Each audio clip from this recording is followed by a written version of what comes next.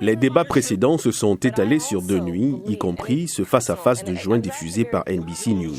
10 candidats se partageront donc la scène en une seule nuit à la Texas Southern University, une université historiquement noire à Houston. Certains candidats ont abandonné. Les autres, qui ont fait mauvaise figure dans les sondages ou n'ont pas satisfait aux exigences plus strictes en matière de collecte de fonds, ont été exclus, notamment le sénateur du Colorado, Michael Bennet. Le favori, Joe Biden, quant à lui, affirme être en mesure de battre le président sortant Donald Trump. Il sera accompagné de 2 candidats de l'aile gauche du parti, les sénateurs Bernie Sanders du Vermont et Elizabeth Warren du Massachusetts. Kamala Harris de la Californie ainsi que les autres vont essayer de s'élever au-dessus de la clameur.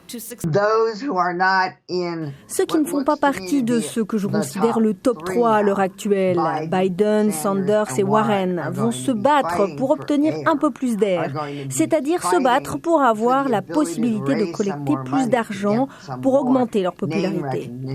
Toujours selon l'analyste Jeffrey, l'attaque acharnée de Harris sur Biden a fonctionné la dernière fois. Cette fois-ci, la démocrate de Californie pourrait mettre en avant son projet de réforme du système de justice pénale qu'elle juge injuste envers les minorités et les jeunes délinquants.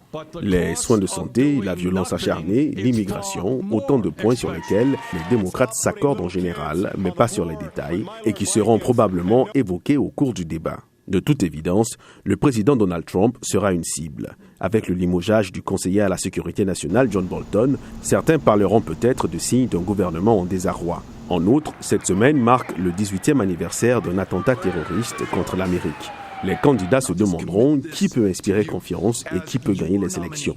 Et Trump fera sentir sa présence, ne serait-ce que via Twitter.